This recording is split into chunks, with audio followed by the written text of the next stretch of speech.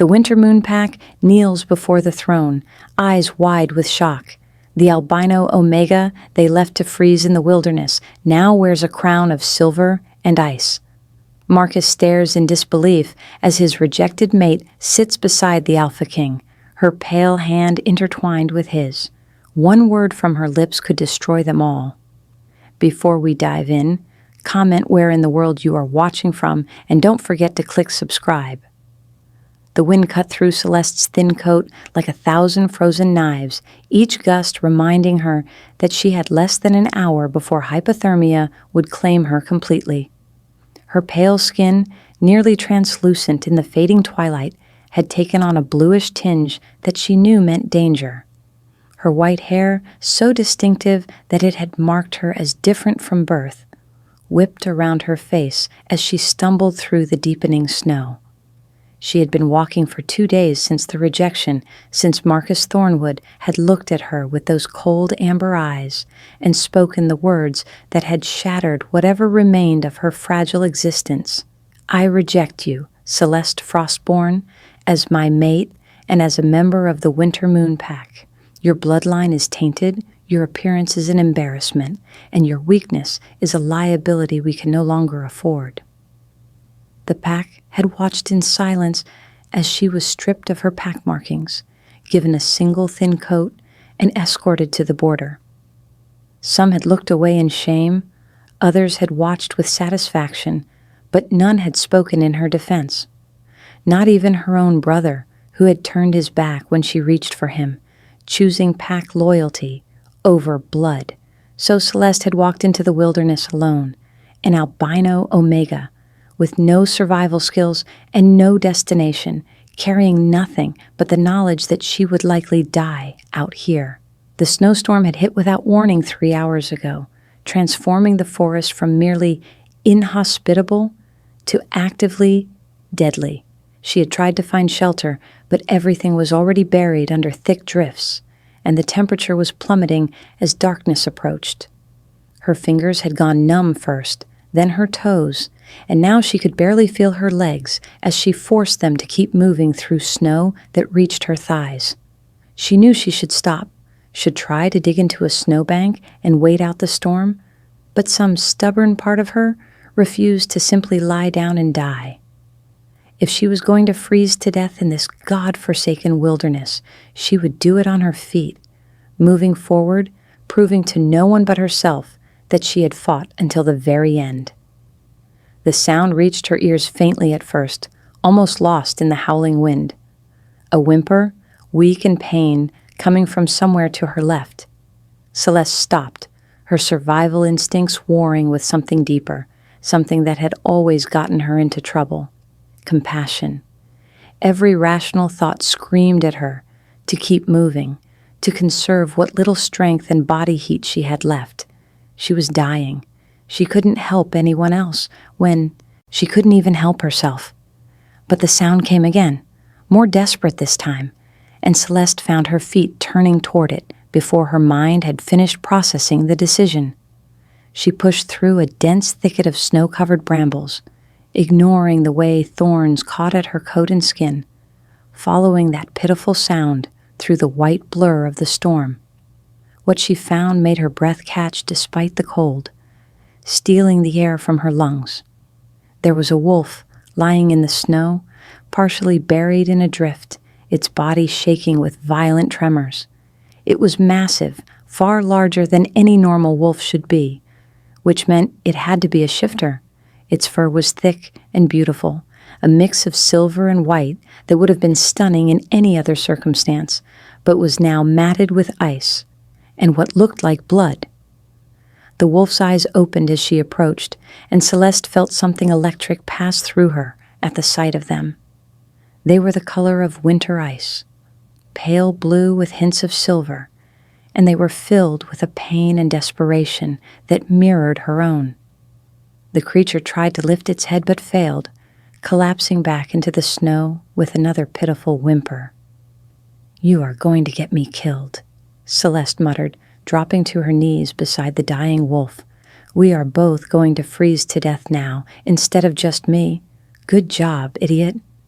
But even as she spoke, her hands were already moving, brushing snow away from the wolf's body, checking for injuries. There were several deep gashes along its side, frozen blood crusting the beautiful fur. Frostbite had clearly set in on its paws and the tips of its ears. Whoever this shifter was, they had been out in this storm far longer than she had. "Okay," Celeste said, talking more to herself than to the wolf. "We need shelter, and we need it now, or we're both dead. Can you move at all?" The wolf's eyes fixed on her face with an intensity that made her shiver for reasons that had nothing to do with the cold.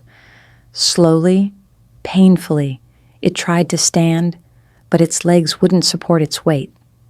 After the third attempt, it collapsed completely, its breathing coming in harsh pants that created small clouds in the freezing air. Right. Celeste looked around desperately, knowing that dragging a wolf this size through the snow was impossible, but also knowing that leaving it here meant condemning both of them. She had approximately 15 minutes before her body shut down completely from the cold. 15 minutes to find a miracle. Her eyes caught on something darker against the white landscape, a depression in the snow that might be the entrance to a cave or den. It was close, maybe 20 feet away, but it might as well have been miles given their current state. Still, it was their only chance. "I am going to move you," Celeste told the wolf, gripping its front legs. "This is going to hurt. I am sorry." The wolf made a sound that might have been acknowledgement or might have been a death rattle. Celeste didn't let herself think about it. She pulled, using every ounce of strength left in her freezing body, and the massive creature shifted slightly. She pulled again, her muscles screaming in protest, her frozen fingers barely able to maintain their grip. The wolf was heavy, so heavy, and the snow made everything harder, but Celeste refused to give up. She would get this dying shifter to shelter or die trying. Apparently, she was going to die trying. 5 agonizing minutes later, she had managed to drag the wolf maybe 10 feet, and her strength was completely gone. Her arms felt like they were being torn from her shoulders. Her legs trembled uncontrollably. Her vision was starting to blur at the edges, and she knew that meant she was entering the dangerous final stages of hypothermia. "Come on," she gasped, pulling one more time. "Just a little further. We are almost there." But they weren't almost there. They were still 10 feet away, and she had nothing left to give. Celeste collapsed beside the wolf, her body finally refusing to obey her commands. She could feel herself starting to drift, the cold becoming almost pleasant now, which was terrifying because she knew what that meant. "I am sorry," she whispered to the wolf, whose pale blue eyes were still watching her. "I tried. I really tried. But I cannot do it. I am not strong enough." The wolf made a sound, low and rumbling, and Celeste felt rather than saw it trying to move. With what must have been its last reserves of strength, the massive creature began to drag itself toward the dark opening in the snow, pulling its body inch by painful inch through the frozen landscape. Celeste watched in amazement as the wolf, who couldn't even stand minutes ago, used pure stubborn will to crawl toward shelter, and when it had moved a few feet, it stopped and looked back at her, waiting. "You want me to follow?" Celeste said, understanding flooding through her. "You are showing me we both have to try." The wolf's eyes seemed to confirm it, and then it was moving again, dragging itself forward with agonizing slowness. Celeste forced her frozen body to move, crawling through the snow behind the dying wolf, both of them fighting for every inch of progress. It felt like hours, but was probably only minutes before they reached the opening and discovered it was indeed a small cave. The space was barely large enough for both of them, but it was protected from the wind, and that alone might save their lives. Celeste collapsed just inside the entrance, her body completely spent. The wolf lay beside her, both of them trembling violently, both hovering on the edge of death. "We made it," Celeste said through chattering teeth. "We actually made it. Now we just have to not die." She knew they needed body heat, needed to get warm somehow, but she could barely move. Her coat was soaked through, offering no protection, and she was so cold that she couldn't feel most of her body anymore. This was it. She had found shelter, but it was too late. She was going to freeze to death in this cave next to a dying wolf, and no one would ever know what happened to either of them. The wolf shifted beside her, and Celeste felt the massive creature pressing against her side. At first, she thought it was just seeking comfort in their final moments, but then she realized the wolf was intentionally sharing its body heat, positioning itself to create a barrier between her and the freezing air. Even dying, this creature was trying to protect her. Tears froze on Celeste's cheeks as she pressed closer to the wolf's warmth. "Thank you," she whispered, "for trying, for caring, for being kinder to me in my last moments than my own pack ever was." Her hands, moving on instinct, reached for the single thin blanket she had brought, the only possession the Winter Moon Pack had allowed her to keep. It was pathetically inadequate, barely larger than a throw, but it was all she had. Celeste unfolded it with trembling fingers and spread it over both of them, covering as much of the wolf's shivering body as possible. The gesture was probably futile. They were both too far gone for a thin blanket to make any real difference, but as consciousness began to slip away from her, Celeste felt a strange sense of peace. At least she wasn't dying alone. At least she had tried to help someone else, even when helping meant nothing. At least her last act in this world had been one of compassion rather than cruelty. She closed her eyes and let the darkness take her. The wolf's warmth pressed against her side, their combined shivering gradually slowing as they both surrendered to the cold. Celeste didn't know how long she remained unconscious. Time lost all meaning in that twilight place between life and death. But slowly, gradually, she became aware of several things at once. First, she was warm. Not just warm, actually warm, like heat was radiating from multiple sources. Second, she could hear breathing, lots of breathing, coming from all around her. Third, something rough and wet was dragging across her face in a steady rhythm. Celeste's eyes flew open, and she found herself staring into the pale blue gaze of the wolf she had tried to save. Except the wolf wasn't alone anymore. The small cave was filled with wolves, their bodies pressed together in a living blanket of fur and warmth. She counted quickly, her mind struggling to process what she was seeing. 25. There were 25 massive wolves packed into the tiny space, all of them positioned around her and the injured wolf, sharing their body heat and creating a barrier against the deadly cold outside. The wolf she had covered with her blanket was lying directly against her, its head resting on her chest, those ice blue eyes watching her with an intensity that made her breath catch. The creature was still trembling, still clearly injured and weak, but it was alive. They were both alive.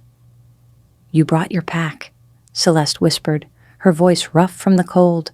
"You called for help, and they came." But that didn't make sense. If this wolf had a pack, why had it been alone in the storm? Why had it been dying in the snow? And why were these wolves protecting her? A rejected Omega from a different pack entirely. As if sensing her confusion, the pale-eyed wolf made a soft sound, almost like a purr, and pressed closer against her. Around them, the other wolves shifted, adjusting their positions to maximize heat retention, and Celeste realized something profound. These weren't shifters.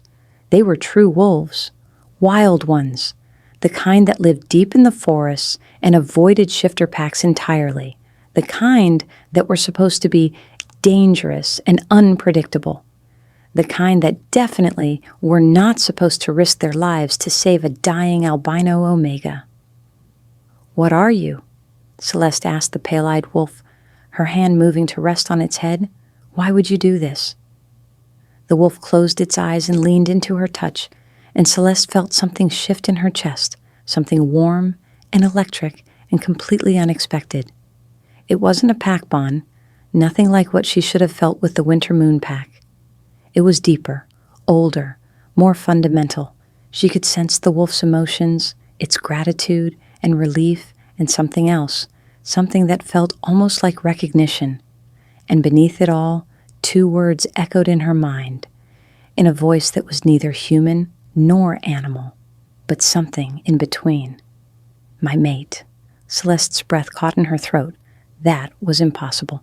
Mates were supposed to be chosen by the moon goddess, fated pairs who recognized each other on sight, but she had never heard of a shifter being mated to a true wolf. It violated every natural law she knew. Except this wolf wasn't entirely true.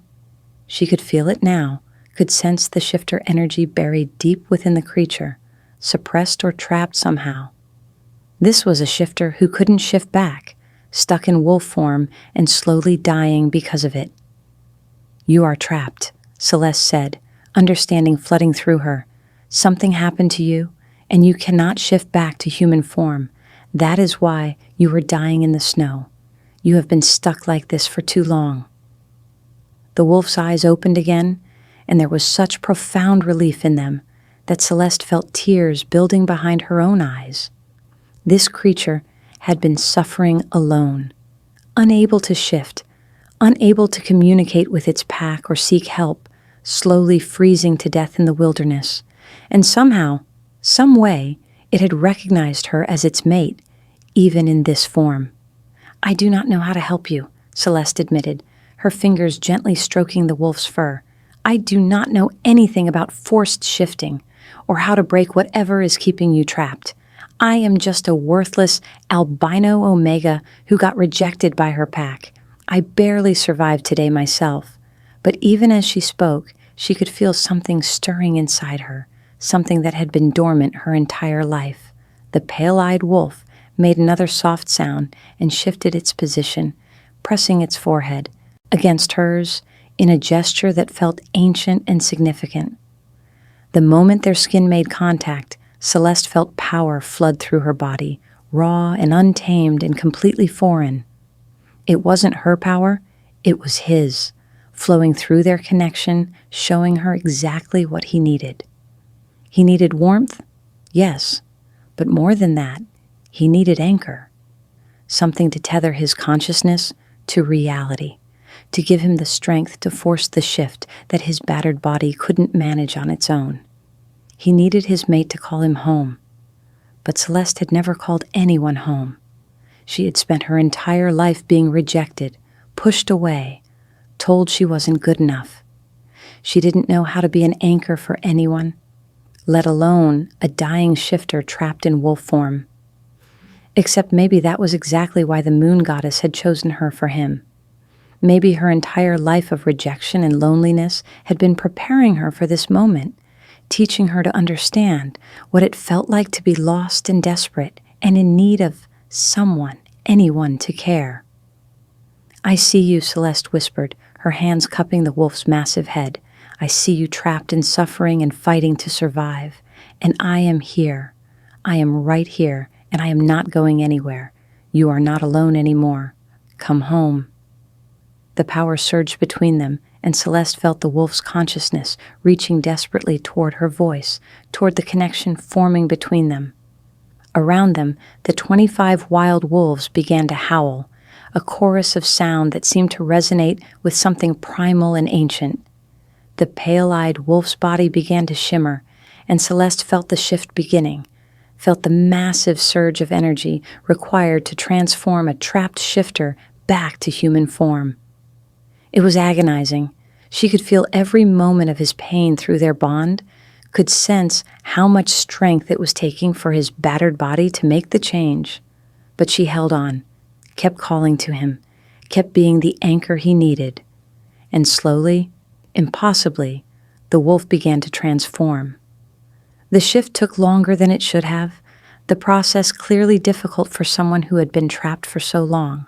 But eventually, the massive wolf form melted away, replaced by a man who collapsed against Celeste with a gasp of relief and exhaustion. He was beautiful in ways that had nothing to do with physical appearance and everything to do with the sheer presence he radiated. Even injured and weak, even trembling from the strain of forcing the shift, he felt like power incarnate. His hair was the same silver white as his wolf form, falling past his shoulders in tangled waves. His skin was pale like hers, though from genetics rather than albinism, and when he opened his eyes, they were still that striking pale blue that had first captured her attention. "My mate," he said, his voice rough and deep and absolutely certain. "Finally. I have been searching for you for so long." Celeste stared at him, unable to form words. This powerful shifter, this man who radiated alpha, energy so strongly that it made her omega nature want to submit on instinct, was calling her his mate. Her, the rejected albino omega that no pack wanted. "I do not understand," she finally managed. "How can I be your mate? You do not even know me." "I have known you since the moment the bond formed," the man replied, his hand coming up to cup her face with surprising gentleness. "I felt it the instant you found me dying in the snow. I felt your compassion, your determination, your stubborn refusal to abandon a stranger even when it meant risking your own life. And when you covered me with your only blanket, when you chose to share what little you had, rather than keep it for yourself, I knew the moon goddess had chosen perfectly." "Who are you?" Celeste asked. The man smiled, and it transformed his entire face from intimidating to almost approachable. "My name is Lysander Nightshade, and I am the Alpha King of the Northern Territories, until 3 days ago, when I was ambushed by rogues who used silver chains and dark magic to trap me in wolf form. They left me to die in the wilderness, expecting the approaching storm would finish what they started. The Alpha King." Celeste felt her blood run cold. She had been sharing a blanket with the most powerful shifter in the entire northern region, and she hadn't even known it. This had to be some kind of cosmic joke. "No, this is fate," Lysander said, clearly reading her expression. "This is the moon goddess showing me that power and status mean nothing compared to character and compassion. You saved my life, Celeste. You risked everything for a stranger, and in doing so, you proved you have exactly the kind of strength I need in a mate and a queen." "I cannot be a queen," Celeste said immediately. "I am albino. I was rejected by my pack for being too weak, too different, too much of a liability. I do not know anything about leadership or politics. I barely know how to survive." "You survived 2 days in the wilderness alone after being rejected by your pack," Lysander countered gently. "You found shelter in a deadly storm. You dragged a dying wolf twice your size towards safety, even when your own body was shutting down from hypothermia. You shared your only protection without hesitation. Celeste, that is not weakness. That is extraordinary strength. But nothing." Lysander shifted his position carefully, wincing as his injuries protested the movement. "The bond does not lie. You are my mate, chosen by the moon goddess herself, and everything that happened to both of us, all the pain and rejection and suffering, it led us to exactly where we needed to be, in that moment, in the snow." Celeste wanted to argue, wanted to insist that this was all a mistake, but the bond between them was humming with warmth and certainty. She could feel his conviction, his absolute belief that they belonged together. And some deep part of her, the part that had been aching with loneliness for so long, was singing with joy at finally being wanted. The wild wolves around them began to stir, and Lysander looked at them with obvious affection. "These are my guardians," he explained, "true wolves who serve the royal bloodline. When I was trapped and dying, I called to them through the old magic, and they came to find me. But by the time they arrived, you had already covered me with your blanket and were freezing to death beside me. So they did the only thing they could. They surrounded us both and shared their warmth until I could recover enough to shift." "They saved us both," Celeste said softly, looking at the magnificent creatures with new understanding. 25 wild wolves had risked the storm to rescue their trapped king, and they had extended that protection to her simply because she had shown kindness to him. Around them, the wolves began to shift their positions, creating a path toward the cave entrance. Lysander struggled to sit up, clearly still weak from his ordeal, and Celeste immediately moved to support him. "The storm has passed," Lysander said, though his voice was strained with pain. "My pack will be searching for me. We should try to signal them." But first, he turned to face her fully, his pale blue eyes intense on hers. "First, I need to know if you are willing to accept this bond. I will not force you, Celeste. If you truly believe you cannot be my mate, if the idea of being queen is too overwhelming, I will respect that. I will make sure you are protected and cared for regardless. But I need to hear your answer. Will you accept me as your mate?" Celeste looked at him, at this powerful alpha who had just offered her a choice instead of a command. After a lifetime of being told what she was worth, having someone ask what she wanted felt almost foreign. "I am scared," she admitted quietly. "I am terrified of being rejected again, of failing at being a queen, of proving everyone right about me being worthless." "Then we will be scared together," Lysander said, taking her hand in his, "because I am terrified too. I am terrified of not being good enough for you, of not being able to protect you from those who would hurt you because of what you are, of failing to show you how valued and precious you truly are. But Celeste, I would rather face that fear with you beside me than spend another century alone, searching for the other half of my soul." His words broke through the last of Celeste's defenses, and she felt tears streaming down her face. For so long, she had believed she was broken, unworthy of love or acceptance. But looking into Lysander's eyes, feeling the warmth of the mate bond between them, she could see the truth. She wasn't broken. She had just been waiting for someone who could see past her differences to the person underneath. "I accept," Celeste whispered. "I accept you as my mate, Lysander Nightshade, not because you are the Alpha King, though that is terrifying and overwhelming, but because you looked at me, an albino Omega rejected by her pack, and saw someone worth saving, because you are giving me a choice when no one else ever has, because the bond between us feels more real than anything I have ever experienced." The smile that spread across Lysander's face was radiant enough to light up the dim cave. "Thank you," he breathed, pulling her carefully into his arms. "Thank you for being brave enough to choose me, for sharing your blanket with a dying wolf, for being exactly who you are." When he kissed her, the mate bond blazed between them with such intensity that Celeste gasped. This was nothing like what she had felt with Marcus, that shallow obligation that had never felt right. This was fire and lightning and coming home to a place she had never been but had always been searching for. The kiss deepened, and Celeste felt her body responding in ways that had nothing to do with the lingering cold and everything to do with the powerful Alpha holding her so carefully. Lysander's hands moved to tangle in her white hair, and she could feel his restraint, his careful control, as he tried not to overwhelm her. But Celeste didn't want restraint. She had spent her entire life being treated like she was fragile and breakable, and she was tired of it. She pressed closer against him, her fingers exploring the planes of his chest and shoulders, learning the feel of him. Lysander groaned against her mouth, a sound of pure want that sent heat pooling low in her belly. "Celeste," he rasped, "we should stop. I am still injured, and you are still recovering from hypothermia. We should wait until we are both stronger." But Celeste could feel through the bond that he didn't want to stop any more than she did.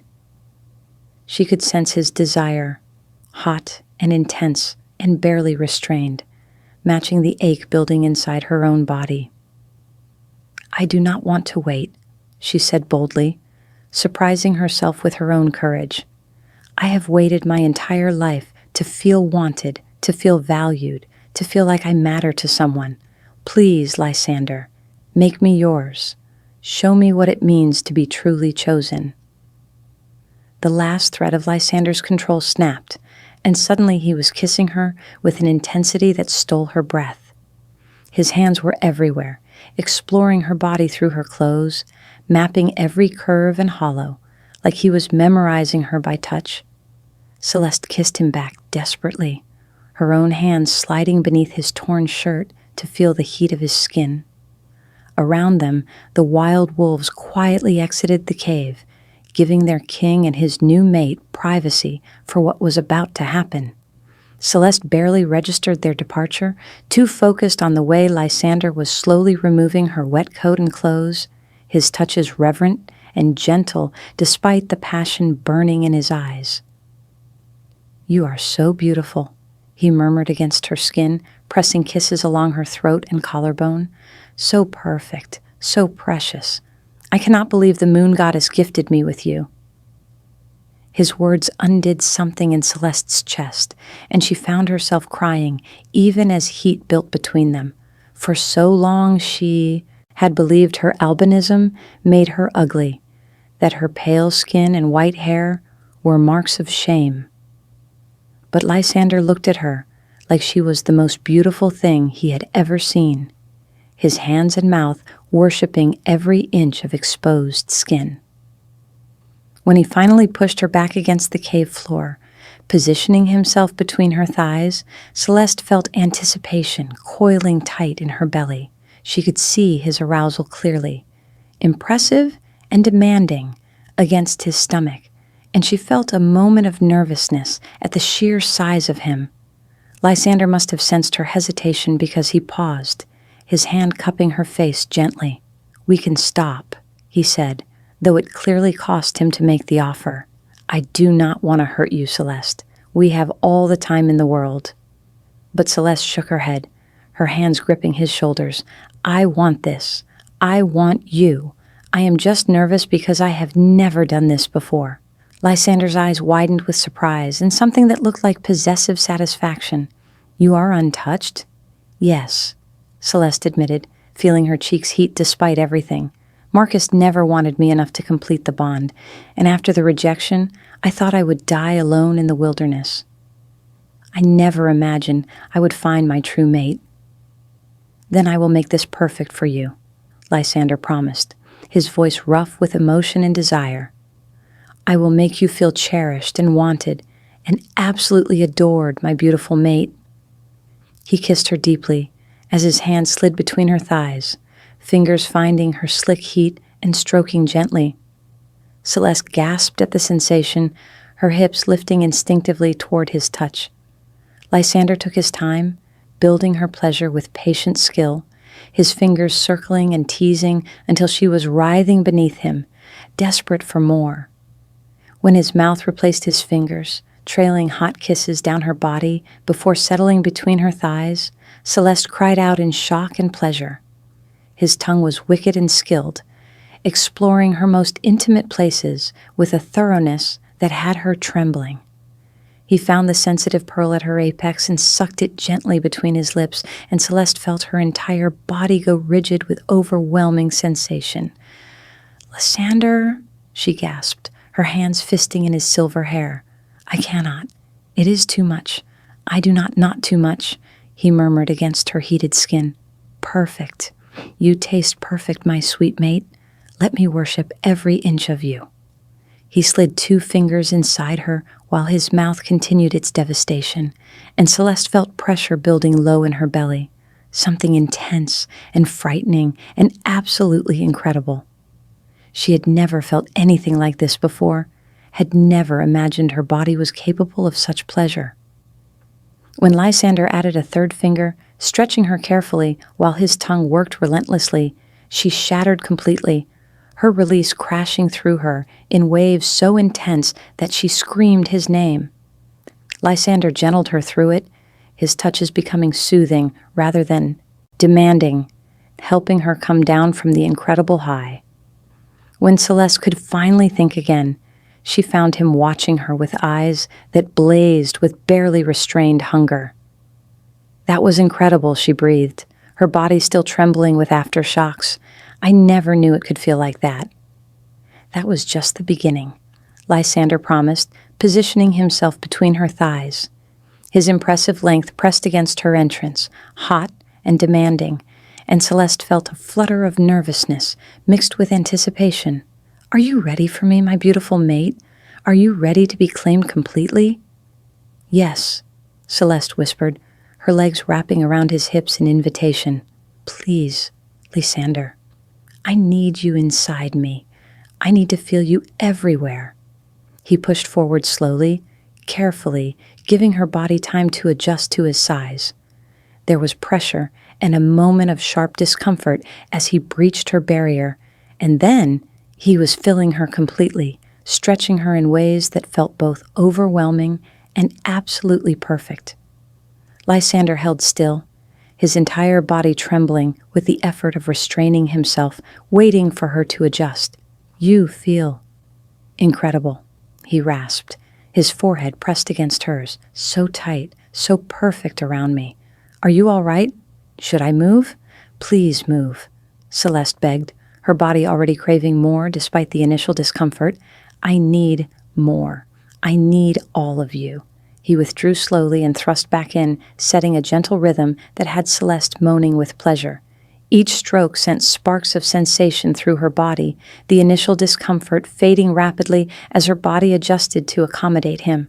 Lysander kissed her desperately as he moved, his hips driving into her with increasing intensity, and Celeste wrapped her legs around his waist, pulling him deeper.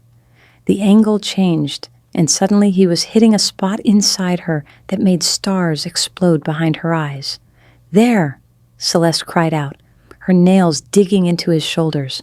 "Right there! Please do not stop!"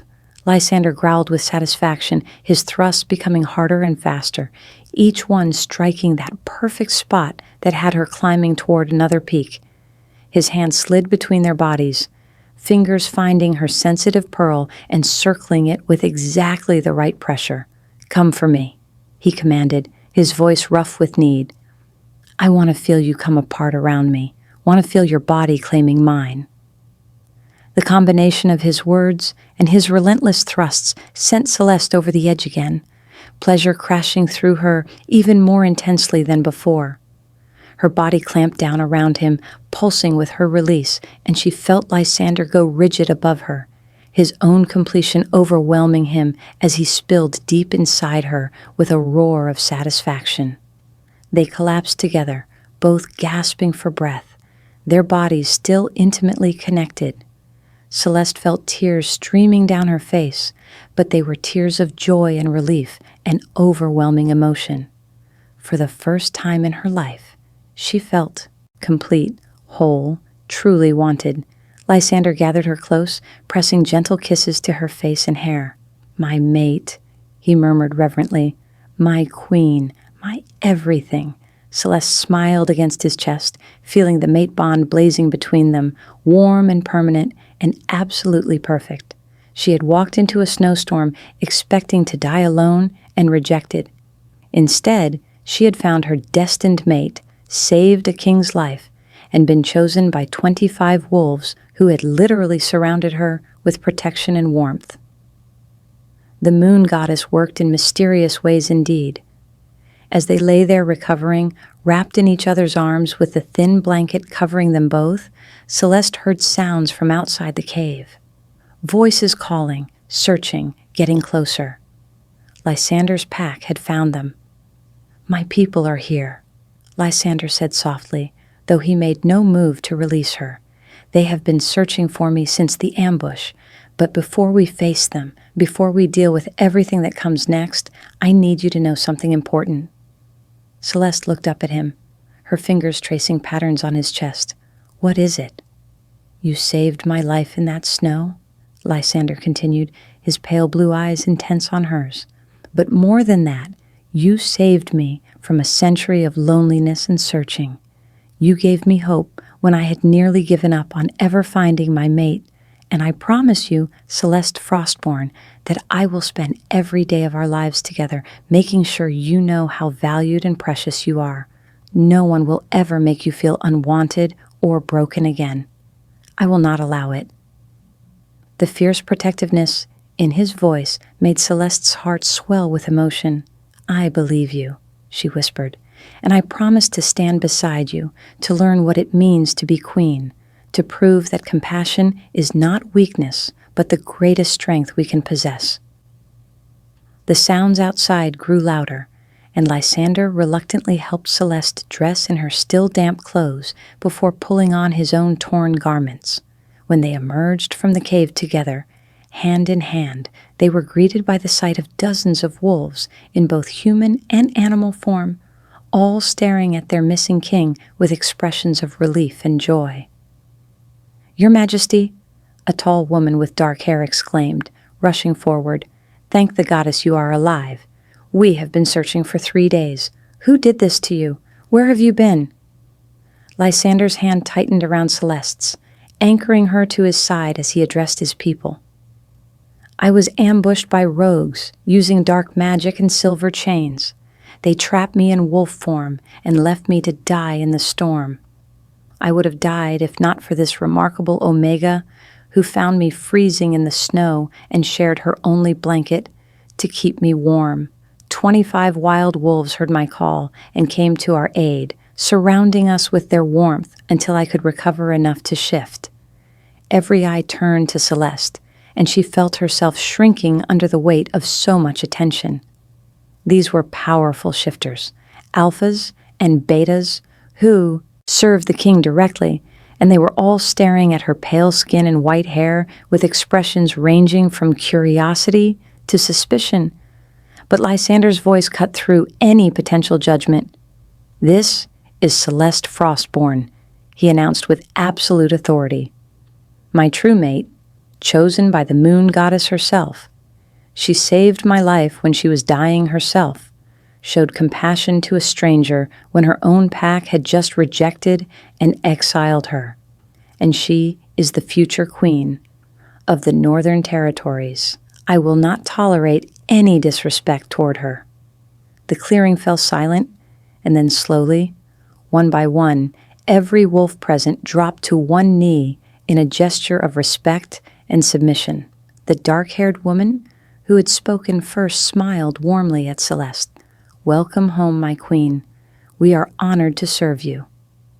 Celeste felt tears building again as she looked at these powerful wolves kneeling before her, offering her the respect and acceptance that her birth pack had denied her.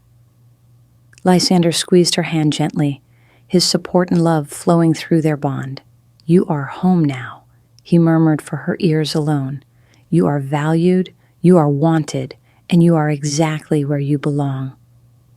And as the sun broke through the clouds overhead, illuminating the snow-covered forest in brilliant light, Celeste understood that her rejection had not been an ending. It had been a beginning, a path that led her to exactly where she needed to be. Covered in a thin blanket with a dying wolf who turned out to be her destined mate and the key to everything she had ever wanted. Sometimes the moon goddess worked through tragedy to create triumph, through suffering to forge strength, through rejection to find the deepest acceptance. And sometimes all it took to change your entire destiny was the simple act of sharing your only blanket with a shivering wolf on the coldest night of the year. The journey back to the northern palace took 2 days, with Lysander insisting they travel slowly to give Celeste time to recover from her ordeal. She rode beside him on a beautiful white mare that one of his guards had brought, wrapped in warm furs and surrounded by wolves who treated her with careful respect. The wild wolves followed at a distance, their pale leader, the one Celeste had first sheltered, staying close as if reluctant to leave his king's mate unprotected. Lysander explained that the wild wolves had been guardians of the royal bloodline for centuries, responding to ancient magic that bonded them to the ruling family. When he had been trapped and dying, he had called to them through that magic, and they had come despite the deadly storm. During the journey, Celeste learned more about the ambush that had nearly killed her mate, a group of rogue alphas jealous of Lysander's power and angry at his reforms that protected omegas and weakened wolves, had conspired to eliminate him. They had used forbidden dark magic to trap him in wolf form, knowing that shifters who could not change back would eventually go mad or die from the strain. The silver chains had prevented him from calling for help through the pack bonds, forcing him to rely on the older, wilder magic of the guardian wolves. If Celeste had not found him when she did, if she had not anchored him with her compassion and called him back to human form through their mate bond, Lysander would have been lost completely. The rogues had assumed the storm would kill him before anyone could mount a rescue, but they had not accounted for a rejected albino omega with a heart too kind for her own good, stumbling across their victim in the snow. We have captured most of the conspirators. The dark-haired woman, who Celeste learned was named Commander Sable, reported as they rode. They will face judgment for their crimes against the crown. But, Your Majesty, there is something you should know. The Winter Moon Pack has sent a delegation requesting an audience. It seems they heard about Lady Celeste being your mate and wished to discuss the matter. Lysander's expression went cold in a way that made even Sable take a step back. The Winter Moon Pack, he said with dangerous calm.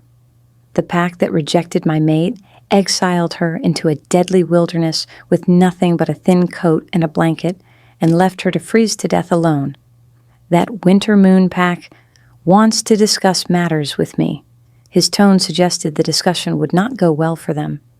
Celeste felt fear spike through her at the thought of facing her former pack again, of seeing Marcus and her brother, and all the wolves who had watched her banishment in silence.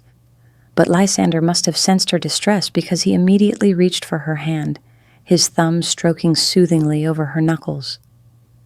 "You do not have to see them if you do not want to," he said gently. "I can send them away, or I can meet with them privately while you rest. This is your choice, Celeste." But Celeste thought about what Lysander had said earlier, about proving that compassion was strength rather than weakness.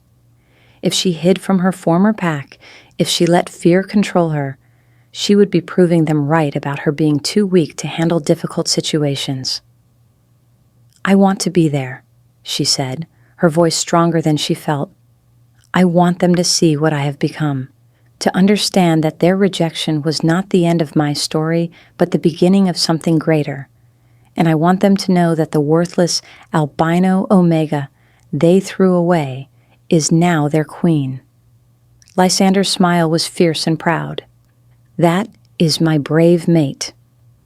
When they arrived at the palace 3 hours later, Celeste was overwhelmed by the sheer magnificence of the place. The northern palace was carved into the side of a mountain, its towers reaching toward the sky like frozen waterfalls. The architecture was both beautiful and intimidating, designed to showcase the power and permanence of the ruling bloodline.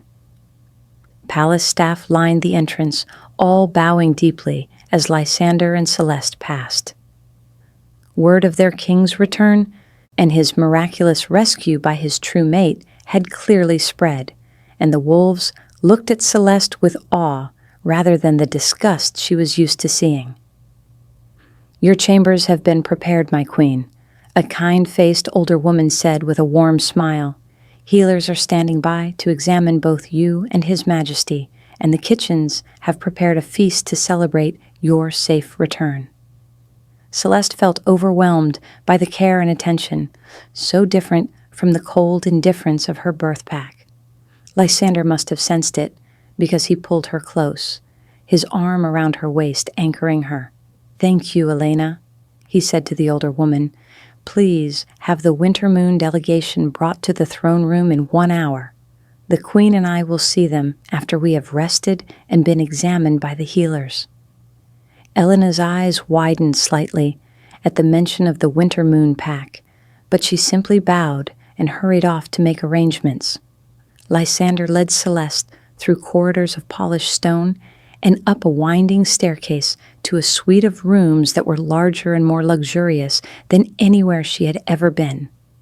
The bedroom alone was enormous, with a 4-poster bed, piled high with furs and silks, a fireplace already crackling with warmth, and windows that looked out over the snow-covered mountains. "This is your home now," Lysander said softly, watching her take in the opulence. "Everything here is yours. You never have to be cold or hungry or afraid again." Celeste turned to him, her eyes shining with tears. "I still cannot believe this is real. 2 days ago I was dying in the snow, certain my life was over. Now I am standing in a palace, mated to a king, being called a queen. It feels like a dream I am going to wake up from." "Then let me prove it is real," Lysander murmured, pulling her into his arms and kissing her with a passion that stole her breath. When they finally broke apart, both breathing hard, he rested his forehead against hers. "You are mine, Celeste, my mate, my queen, my everything. And I am going to spend the rest of our lives making sure you never doubt that again." The healers arrived shortly after, fussing over both of them and treating their various injuries from the ordeal in the wilderness. Celeste's frostbite was minor and would heal completely with treatment, though the healers scolded her thoroughly for risking hypothermia to help a stranger. When Celeste explained that the stranger had been the king and her mate, the healer's expressions shifted from disapproval to understanding and respect. "You have a brave heart, my queen," the head healer said, as she applied warming salves to Celeste's damaged fingers. "The king is fortunate to have found such a compassionate mate. Too many these days value power over kindness." Lysander, who was being treated for his own injuries nearby, smiled at Celeste across the room. "She is perfect," he agreed, "in every possible way." After the healers finished and left them alone, Lysander and Celeste bathed and dressed in formal, clothing appropriate for receiving visiting delegations. Celeste's dress was beautiful, made of deep blue fabric that complemented her pale coloring with silver embroidery that caught the light. Her white hair had been styled elegantly, and for the first time in her life, she looked at her reflection and saw something other than shame. She looked like a queen. "Are you ready?" Lysander asked, offering her his arm. "We can still send them away if this is too much." "I am ready," Celeste said, taking his arm and drawing strength from his solid presence beside her. "Let us go, remind the Winter Moon Pack exactly what they threw away." The throne room was magnificent, with soaring ceilings and walls carved with images of wolves and ancient battles. Lysander's throne sat on a raised platform made of dark wood and inlaid with silver. A smaller but equally elegant throne had been placed beside it, clearly meant for Celeste. The Winter Moon delegation was already waiting, a group of 10 wolves led by Alpha Cornelius Thornwood, Marcus's father. When Celeste and Lysander entered, every member of the delegation dropped to one knee, but she could see the shock and confusion on their faces as they recognized her. Celeste felt her heart racing as she spotted Marcus among the group, his amber eyes wide with disbelief. Her brother Damien was there too, looking pale and sick with what might have been regret. But Celeste kept her head high as she walked beside Lysander to the thrones, refusing to show any weakness. "Rise," Lysander commanded once they were seated, his voice carrying absolute authority. "Alpha Thornwood, you requested this audience. Speak." Alpha Cornelius stood, his expression a careful mask of respect, though Celeste could see calculation in his eyes. "Your Majesty, we came as soon as we heard the incredible news of your rescue and recovery. The entire Northern Territory rejoiced at your safe return. We also heard," he continued carefully, "that you have claimed an Omega as your mate, an Omega who was recently exiled from our pack. We wanted to discuss the matter and perhaps negotiate the terms of her return to our care until proper arrangements can be made." The temperature in the room seemed to drop 10 degrees. Lysander's expression went absolutely cold. His alpha power, pressing down on every wolf present until several of them visibly struggled to breathe. "Return to your care?" Lysander repeated, his voice dangerously soft. "You believe I would return my true mate, my chosen queen, to the pack that rejected her, exiled her, and left her to die in a wilderness during a blizzard?" The silence was deafening. Alpha Cornelius clearly realized he had made a terrible miscalculation. "Your Majesty, I meant no disrespect. We simply thought that perhaps there had been some mistake, that an Omega of such low status could not truly be the mate of someone as powerful as yourself." "He is absolutely my mate," Celeste said, her voice ringing clear and strong through the throne room. Every wolf's attention snapped to her, but she kept her focus on the Winter Moon delegation. The moon goddess chose us for each other, chose me despite my albinism and his power, and when I found him dying in the snow, trapped in wolf form by dark magic, I did not hesitate to help him. I shared my only blanket, risked my life to drag him to shelter, and called him home when he needed an anchor to shift back to human form. Her eyes found Marcus, and she saw him flinch at the accusation in her gaze. "You rejected me because you believed I was weak and worthless, because my appearance embarrassed you, because I could not offer political advantage, but the moon goddess saw something you could not. She saw strength and compassion and the exact qualities the Alpha King needed in his mate and queen." Marcus opened his mouth as if to speak, but Lysander's growl cut him off. "You do not get to address her," he snarled. "You gave up that right when you rejected her, when you stood by while your pack exiled her to certain death. If you speak to my mate without permission again, I will personally ensure you regret it." He turned his attention back to Alpha Cornelius. "The Winter Moon Pack has committed multiple offenses. You rejected and exiled an Omega during dangerous weather conditions with inadequate provisions, effectively sentencing her to death. You failed to recognize a true mate bond chosen by the moon goddess herself, and now you have the audacity to suggest that my mate should return to your care, as if she is property to be negotiated over, rather than the queen of the Northern Territories." Alpha Cornelius had gone pale. "Your Majesty, we did not know she was your mate. If we had known, we should have treated her with basic decency regardless," Celeste interrupted, her voice sharp. "Whether I was a queen's mate or a lone Omega, I deserved respect and compassion. But you gave me neither. You let prejudice and status concerns blind you to my value as a person." Her gaze swept over the entire delegation. "I want you all to understand something. When I was exiled from Winter Moon Pack, I thought my life was over. I walked into that wilderness expecting to die alone and unmourned, but instead, I found purpose. I found love. I found a family that values me for who I am rather than what I can offer them politically, and I found strength I never knew I had." She stood from her throne, and Lysander immediately stood beside her, his hand finding hers in a gesture of united support. "So no, Alpha Cornelius, I will not be returning to Winter Moon Pack's care. I am exactly where I belong, beside my mate and my king, serving as queen to wolves who understand that true strength comes from compassion, and that every member of a pack has value regardless of their status or appearance." The conviction in Celeste's voice seemed to impact the Winter Moon delegation deeply. Several of them looked ashamed, including her brother Damien, who had tears streaming down his face. "Celeste, I am so sorry," Damien said, his voice breaking. "I should have defended you. I should have stood with you instead of choosing pack loyalty over family. I have regretted it every day since you left." Celeste looked at her brother, at the genuine remorse in his expression, and felt some of the anger draining away.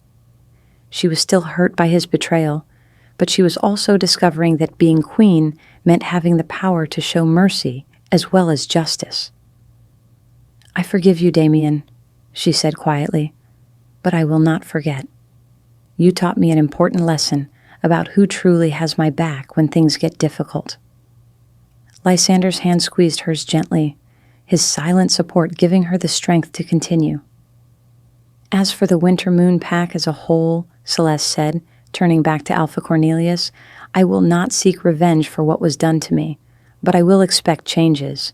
The way you treat Omegas and weaker wolves must improve.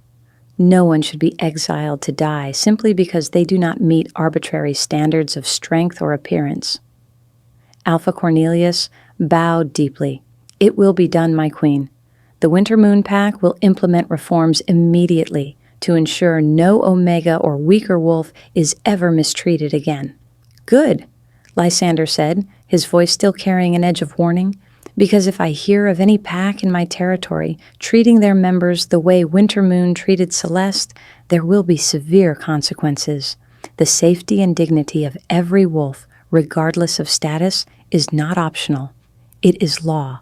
The Winter Moon delegation left shortly after, their expressions ranging from chastened to thoughtful.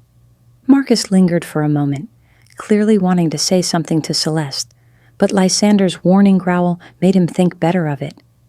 He simply bowed deeply and retreated with the others.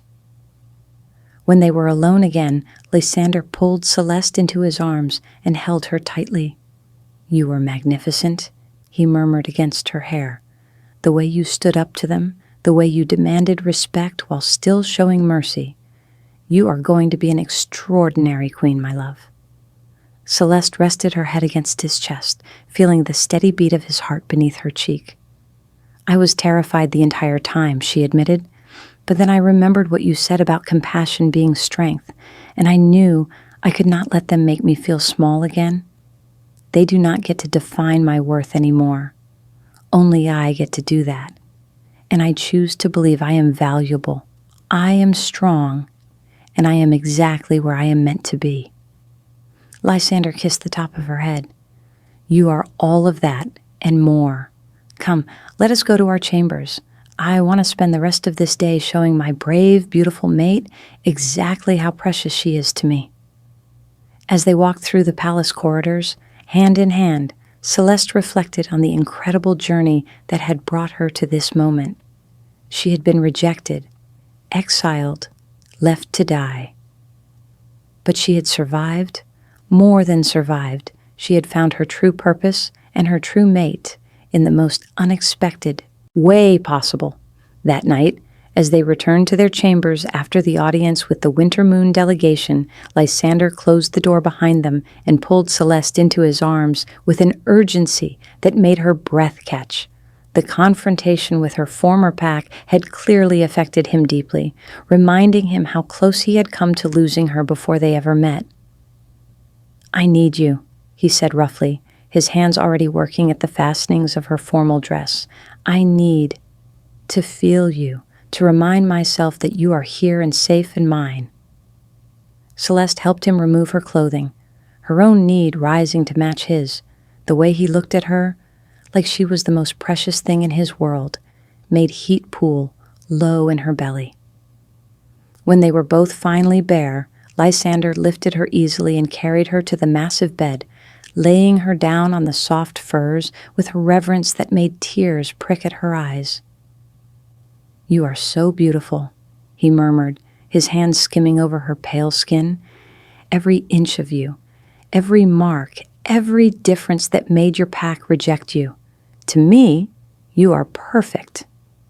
His mouth followed the path of his hands, pressing kisses along her collarbone, down between her small mounds, across the plane of her stomach. Celeste arched beneath him, her fingers tangling in his silver hair as sensation built with each touch. When his mouth moved lower, settling between her thighs with clear intent, she tried to protest. You do not have to, she began, but Lysander cut her off with a look of pure hunger.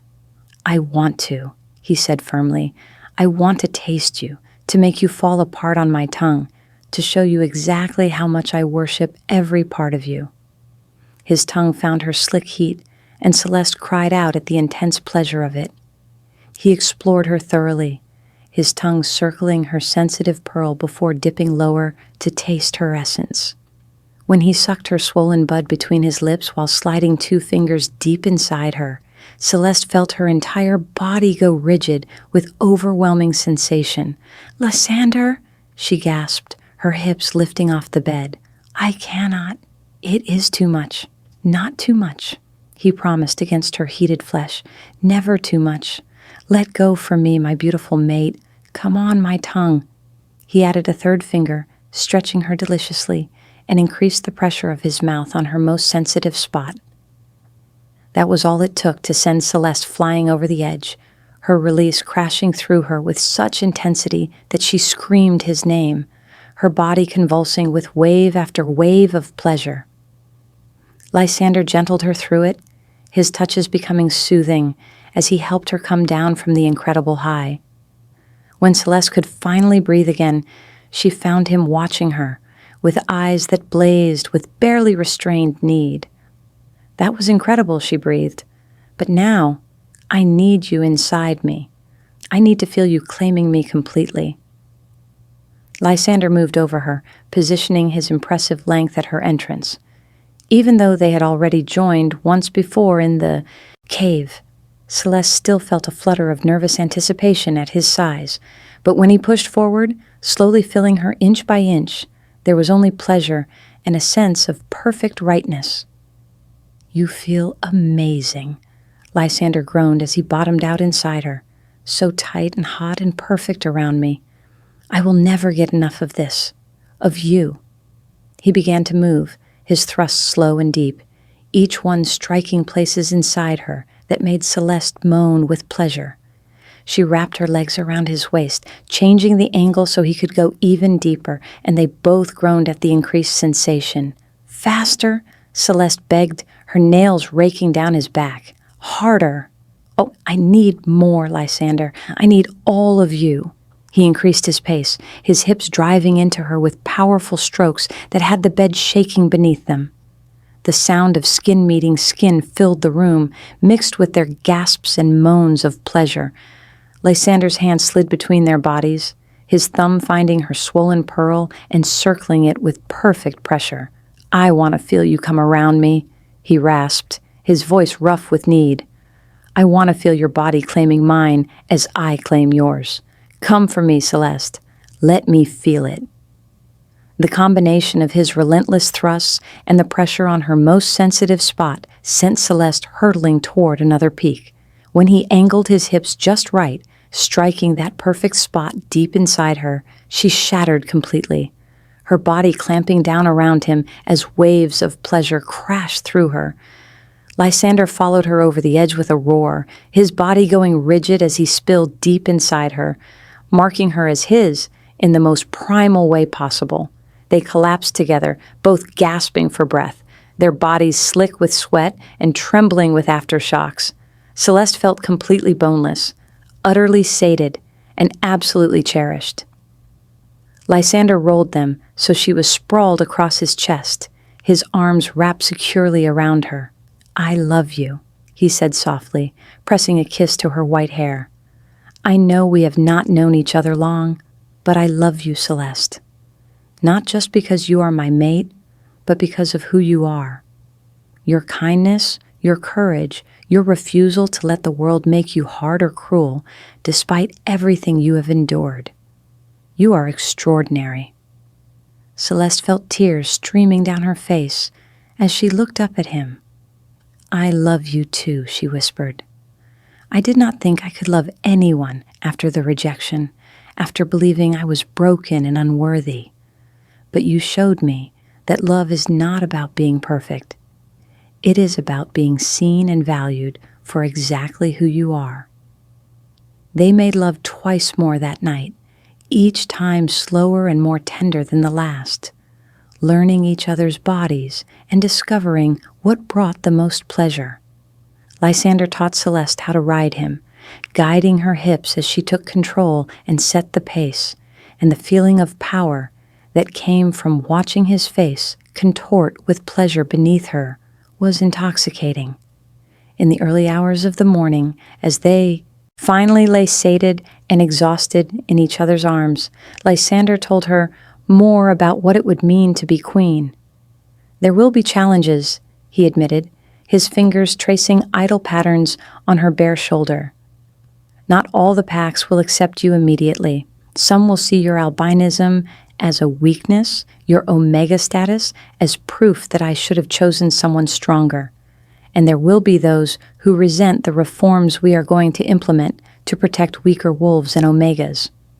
Then we will prove them wrong, Celeste said with quiet determination. We will show them that strength comes in many forms, that compassion is not weakness, and that every wolf deserves dignity and respect. If they cannot accept that, then they do not deserve to be part of your kingdom? Lysander smiled and pulled her closer. Our kingdom, he corrected. You are not just my mate, Celeste. You are my partner, my equal in all things. Your voice matters as much as mine. Your decisions carry the same weight. We will build this better world together. In the days that followed, Celeste began her training to become queen. She met with advisors who taught her about pack politics and territory management. She studied the history of the Northern Territories and learned about the various bloodlines and alliances that shaped their world. And she worked closely with Lysander to draft new laws that would protect weaker wolves from abuse and exile. The wild wolves who had saved them became permanent guardians of the palace, with the pale-eyed leader that Celeste had first sheltered taking a special interest in protecting his king's mate. She learned that his name, in the old tongue, translated to Stormbringer, and he accepted her affection with obvious pleasure, often resting his massive head in her lap while she worked on documents in the palace gardens. Word of the albino queen who had saved the king's life spread throughout the territories, and wolves began to arrive at the palace seeking her counsel. Omegas who had been mistreated by their packs, weaker wolves who had been cast out, those who had been rejected and told they were worthless. Celeste listened to every story, offered what help and comfort she could, and worked tirelessly to create systems that would prevent such abuse in the future. One afternoon, 3 weeks after she had become queen, a young Omega arrived at the palace in tears. Her pack had rejected her for being too small, too weak, and she had nowhere else to go. Celeste met with her privately, and as she listened to the girl's story, she saw her own past reflected back at her. You are not worthless, Celeste told the young Omega firmly, taking her hands. Your pack's failure to recognize your value says everything about them and nothing about you. You have survived rejection. You had the courage to seek help instead of giving up. And that makes you stronger than they will ever understand. The girl looked up at Celeste with wide, hopeful eyes. But what do I do now? Where do I go? You stay here, Celeste said simply. We are establishing a sanctuary for rejected and exiled wolves, a place where you can heal and discover your own strength without fear of judgment or abuse. You will have a home, a purpose, and a family that values you for exactly who you are. As the sanctuary grew, housing dozens of wolves who had been cast out by their packs, Celeste found her true calling. She was not just a queen who sat on a throne and made political decisions. She was a healer, a protector, a voice for those who had been silenced. And with Lysander's support, she transformed the Northern Territories into a place where kindness was valued as much as strength, where every wolf mattered regardless of their status or abilities.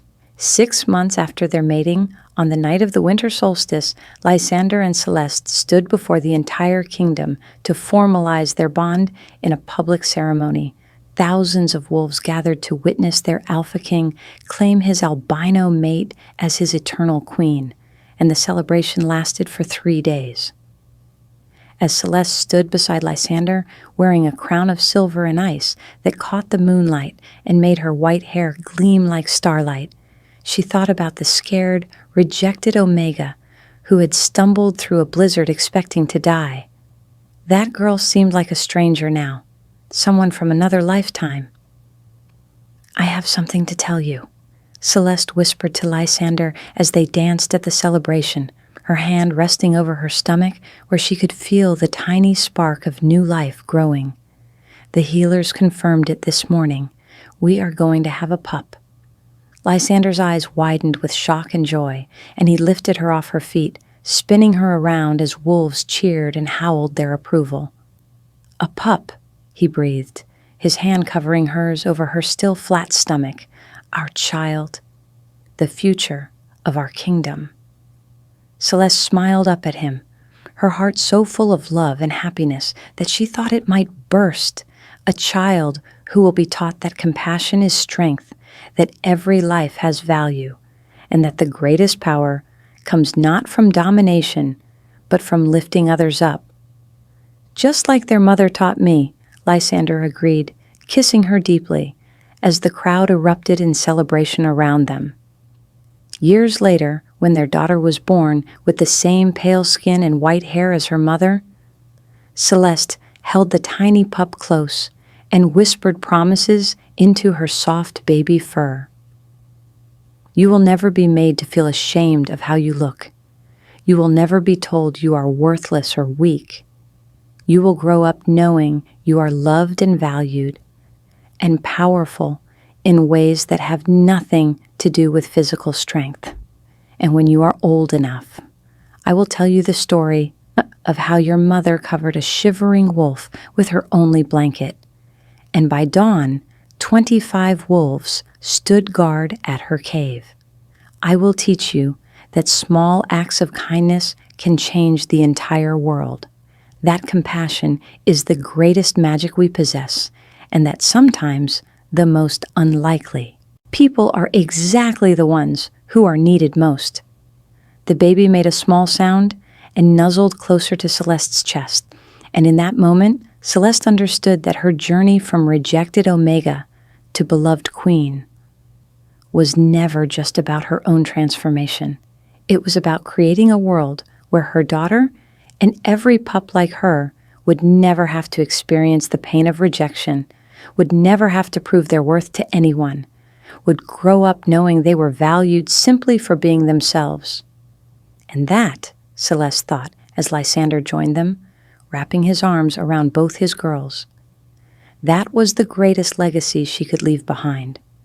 Not a kingdom built on power and dominance, but a family and a people bound together by love, acceptance, and the simple truth that every wolf, no matter how different or unusual, deserved a place to belong. The albino Omega, who had once been told she was too weak to survive, had not just survived.